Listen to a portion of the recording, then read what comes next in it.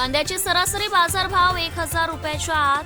कांद्याच्या बाजारभावात घसरण होत असल्याने शिवसेना ठाकरे गट, शिवसेना शिंदे गट आणि छावा क्रांतीवीर सेनेचे पदाधिकारी आक्रमक.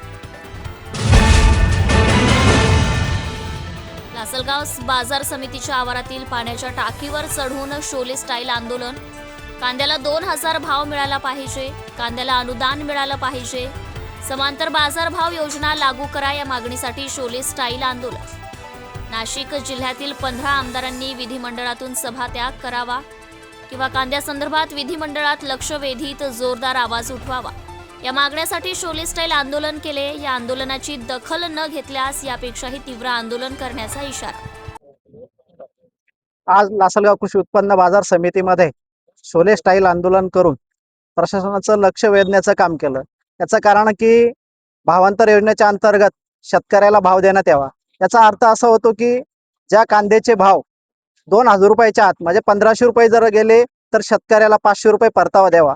ज्या शेतकऱ्यांचे 1,000 गेले त्याला 1,000 रुपये परतावा द्यावा. असे भावांतर योजनेच्या अंतर्गत शासनाने, केंद्र सरकारने त्वरित भावांतर योजना लागू करावे. जर प्रशासनाने याकडे लक्ष नाही घातलं, जर शेतकऱ्यांच्या भावांतर योजना लागू जर नाही केली तर येणाऱ्या काळामध्ये या शेतकऱ्यांच्या सोबत बैठका घेऊन गावोगावी जाऊन आणि दिल्लीकडे कूच करू आम्ही. आज या ठिकाणी लासलगाव बाजार समितीमध्ये आपण पाहिलं असेल की सकाळी 1,000 रुपयाच्या आत भाव आलेले आणि याच्या संदर्भात या ठिकाणी वेगळ्या पद्धतीने आंदोलन करण्याची गरज होती. जे कायमचे आंदोलन त्यापेक्षा या ठिकाणी शोले स्टाईल शेतकऱ्यांनी आणि सगळ्यांना बरोबर घेऊन या ठिकाणी आंदोलन करण्यात आलं.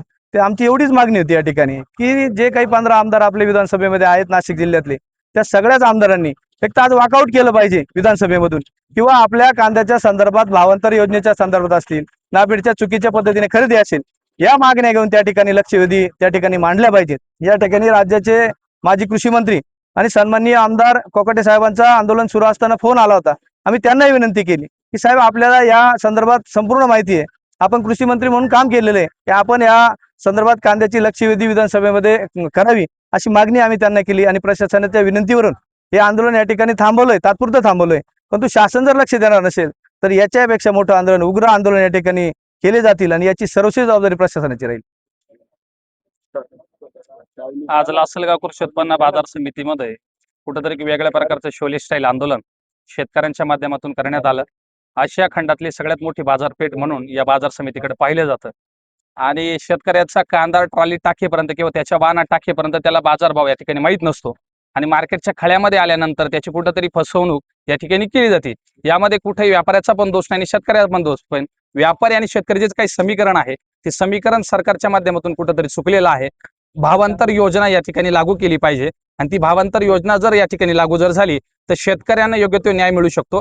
किमान सरासरी 2,000 रुपये प्रति क्विंटल भाव शेतकऱ्याला या ठिकाणी मिळावा. याचं कारण असं आहे तर त्या शेतीसाठी लागणाऱ्या ज्या काही गोष्टी आहेत त्याचे रोज नव्यानं भाव या ठिकाणी वाढत आहे आणि शेतकरी कुठेतरी पुरता फसला जातोय.